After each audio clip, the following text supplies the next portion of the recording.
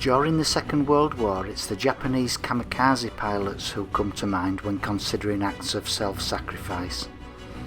The pilots were following an ancient code that taught them that their actions were the right and proper thing to do.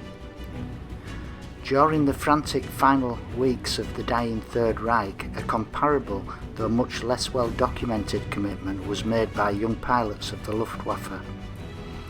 The Luftwaffe needed to buy time to develop the Messerschmitt 262, their wonder weapon, the jet aircraft, but they were short of fuel and ammunition.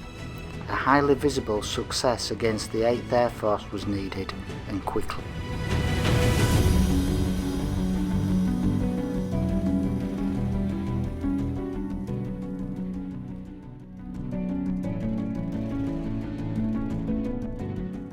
Hans-Joachim Hermann, known as Hejo, was a Luftwaffe fighter pilot who, because of his ability to solve military problems, had gained the confidence of the Luftwaffe commander Hermann Göring. When Hejo presented the draft of an appeal to volunteers to join a secret mission, Göring was interested. But this mission of building a force of airmen who would fly specially lightened aircraft with no ammunition into the enemy bombers with little chance of survival, in Göring's eyes meant admitting the Luftwaffe was defeated.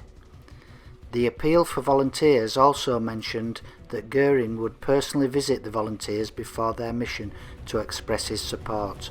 This was a step too far for Göring.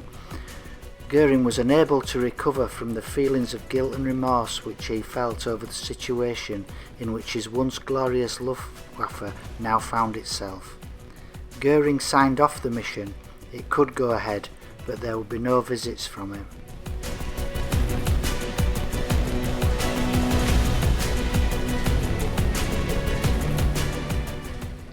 The appeal for volunteers was issued on Thursday the 8th of March 1945, marked secret and destroy after passing on message.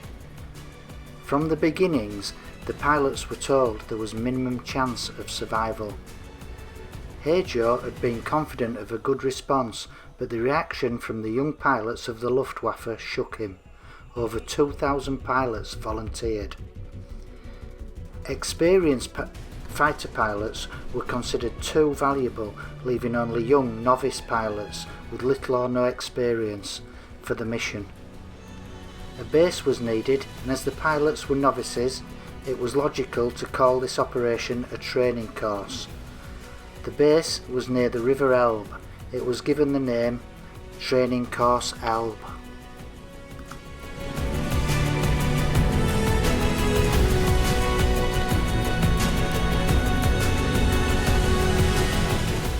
The US Air Force mission of the 7th of April 1945 was to be the target for the pilots of Elbe to ram into. Over 1,300 bombers and 850 fighters were launched for this mission. The bombers were targeting petrol and oil facilities and airfields. The declining number of Luftwaffe fighters being encountered by the 8th Air Force in the previous weeks had led to a growing belief the enemy were becoming a spent force. Meanwhile, on the ground, the Elbe pilots were saluted as they walked to their Messerschmitts.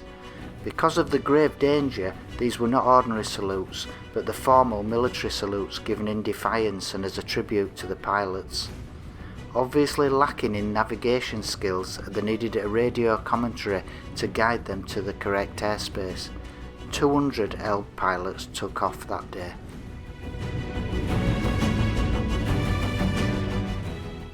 Heinrich Rosner was a determined young Elbe pilot that day on his first combat mission.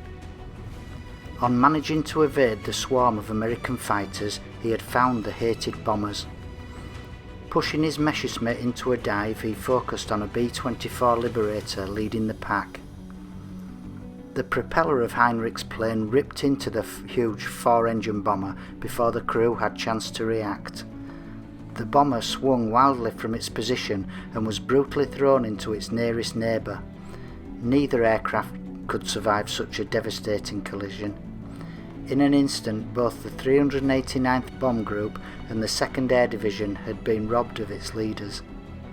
Heinrich Rosner had achieved a double kill, although he didn't know it at the time. He had managed to release his canopy but then passed out, to awaken hours later in agony.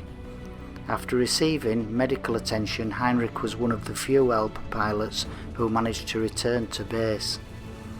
Although the loss of the two of its senior crew shocked the 389th Bomb Group, they still had a mission to fly, so like the mythical Hydra, the bomb formation quickly sprouted a new head as the remaining crews reorganised themselves.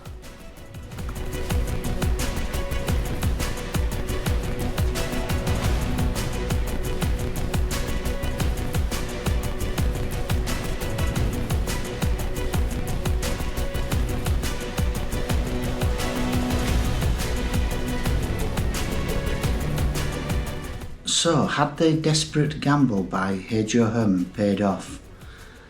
Or was he guilty of squandering these young pilots in a suicidal mission? Well, the answer's got to be no. If these pilots had been used in normal operations, they would have come up against highly trained fighters in P-51 Mustangs and RAF Tempests, and by April 1945, Germany didn't have the capacity to train these pilots up to the standard of the enemy's pilots. If they'd have been put into normal operations on the ground, they'd have found themselves up against the armour of the Allies with a gun they hardly knew how to use because they wouldn't have been trained. So all in all, it was probably better to let these young eagles fly and take a chance against an enemy that they hated and when they were trying to protect their homeland. On the 7th of April 1991, a memorial was finally unveiled to the Elbe pilots.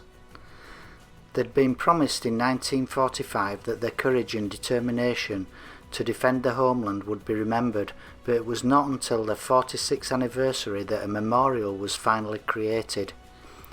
It's perhaps an indication of the fortunes of war that the only reference to the courage, bravery and determination of this group of pilots lies within the official records of the 8th Air Force, prepared by the very crews they fought against. It's our duty as part of the generations which follow to listen to such stories and record such events, remembering the sacrifice which so many were prepared to make.